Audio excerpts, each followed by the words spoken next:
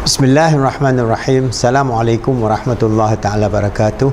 Alhamdulillah Rabbil Alamin. Wassalatu wassalamu ala syarafil anbiya wal mursalin wa ala alihi wa sahbihi ajma'in. Alhamdulillah, we are continuing our series on free life coach training program for us to train you.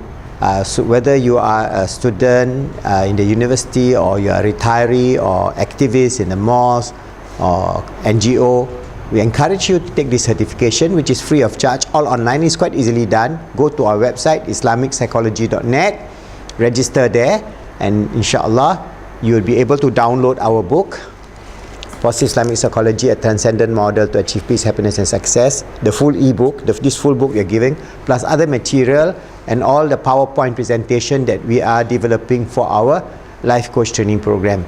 As I mentioned earlier, this life coach training program is inshallah to transform the approach in which we coach and counsel, especially our new generation, the youth of Islam all over the world, facing the realities of the 21st and 22nd century, and creating an approach that is compatible with the need of the 21st century, based on love, care, share, compassion, mercy, so that we can then groom them to become wonderful citizens of this world, to achieve the best, fulfill the best in this world and the hereafter.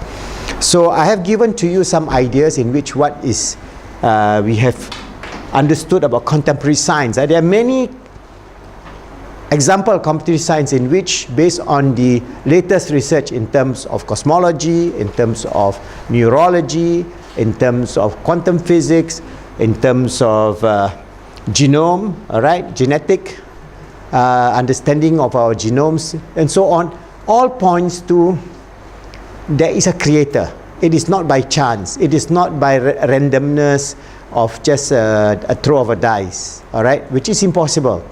And this is getting more and more accepted by the scientific worldview. So we are seeing a shift from those who are totally atheistic to those who are saying now there is something more than just that. So a lot of them are already embracing panpsychism. Panpsychism is that there is consciousness, that consciousness created everything, but they will not use the word God. So it is, everything is conscious. The stone is conscious, the electron is conscious, human being is conscious, the animal is conscious. So it's a total sum of consciousness under panpsychism, which is altogether co-creating whatever that they exist in this world. So that in that sense, they are coming closer to Islam, because in Islam we have Tawheed, the oneness of Allah subhanahu wa ta'ala, which I explained. So what is important is that we must understand why this universe exists. Because if we can first understand why this universe exists, the next question is, we also have to ask ourselves, why do we exist on this earth? Why not? We are not here. So this is the existential question that every one of us will have to face, and deep in our inner core of our being, this has to be resolved, for us to find peace and happiness in this world and also in the hereafter. So in the Islamic theological perspective, Allah has created many universes. So we have in Al-Quran, Allah tells us, the seven heavens and the earth and whatever is between them exalt Him. There's not a thing except that they exalt Allah by His praise. But you do not understand their exalting. Indeed, He is ever forbearing and most forgiving. So this is where Allah tells us in Al-Quran, Surah 17 verse 44, that He's not only created this universe, He created maybe other universes. But from the Islamic perspective, we have the realm of the physical, we have the realm of the spiritual, we have the realm of the angelic, we have the realm of the evil, and all these are dimensions within a scheme of existence which is modeled by Allah subhanahu wa ta'ala, by God. He is the one who created, and He is the one who gives us the revelation in the Quran of what are the schema of this existence, and it is profoundly, beautifully described in Islam, not in any other earlier philosophies, because Islam is a closing gate of the nature of revelation from God to us. So we may have some inkling of it in other religion, whether it's in Hinduism or Buddhism, but they are just piecemeal. In Islam, we have the whole package, and only when you understand the whole package, you know the beauty of this deen. So Some cosmologists are saying, okay, there are more than one dimensions here, multiverse. For example, like Alan Gauth, Alexander Van Lenkin, and the rest. And in Islam, we understand that the first principle of belief is Tawheed. So Allah is the one. So that's why we have the Surah Ikhlas. A'udzubillahi minasyaitonir rajim. Bismillahirrahmanirrahim. Qul huwallahu ahad. Allahus samad. Lam yalid wa lam yulad wa lam yakul lahu kufuwan ahad. Say, He is God, the one and only, the absolute. He begat not, nor was He begotten, and there's none comparable unto Him. So this is the fundamental principle of the oneness of Allah.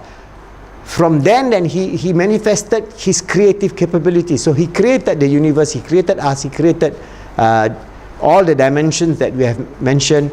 And each and every one of these has a purpose and meaning in which we are open, we are told to explore and understand.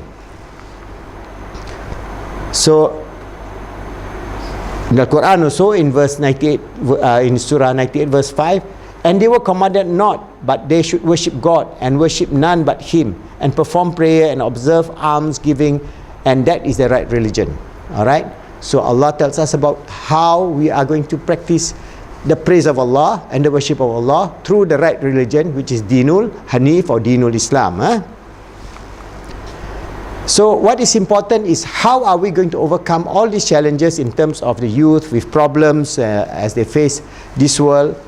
These are issues in which without religion our youth will have no purpose and no meaning in life, and when they have no purpose and no meaning in life, they cannot go through smoothly this life. So they muddle through, and when they muddle through, they will go into a lot of obstacles, a lot of difficulties, a lot of challenges, a lot of hardship, and that's why you have very high level of stress, very high level of depression, very high level of suicidal ideation and so on all over the world now, because our brain, the system that Allah has given us in terms of the brain is connected to the spiritual world.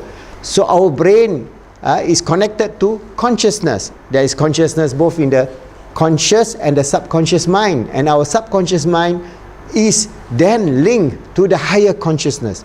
So whether you call the higher consciousness God or higher consciousness or the divine matrix or whatever, there's so many fancy names nowadays, but ultimately you have come to the conclusion that is one creator, one God who created everything into being, and He is the Lord of the universe. He is the one who is the beneficent, the merciful, the compassionate, the forgiving, Ghafurul Wadud, the forgiving, the loving, the caring. So from then we understand this nature of life, where this deen brings us about to be able to go through life in whether it is in pain or suffering, or whether in joy or happiness, in a way that is very, very balanced. Because our life on this earth, there will be a lot of challenges, there will be a lot of problems, but each and every of these challenges and problems, Allah does not burden more than what we can handle. So He has given us a way forward, and that way forward is for us to submit to Him and rely on Him to resolve all our problems through programming or through nurturing our mind to be a mind that is consonant with the will of Allah. And this is where Islam is all about, because we surrender. Islam is what? Surrender to Allah subhanahu wa ta'ala, following His will, going about in life, trying to make the best out of this life, because we know that this life is just a temporary phase of only about maybe 60, 70 or 100 years. Beyond this physical plane, we have a spiritual existence which will give us the fullness of joy and happiness, and that can only come about if we understand the purpose and meaning of our life, to know that we are the servant and slave of Allah subhanahu wa ta'ala. We are His Khalifa to express our full potential, to achieve the best for ourselves, making ourselves good, helping others to be good, and making the world good, inshallah.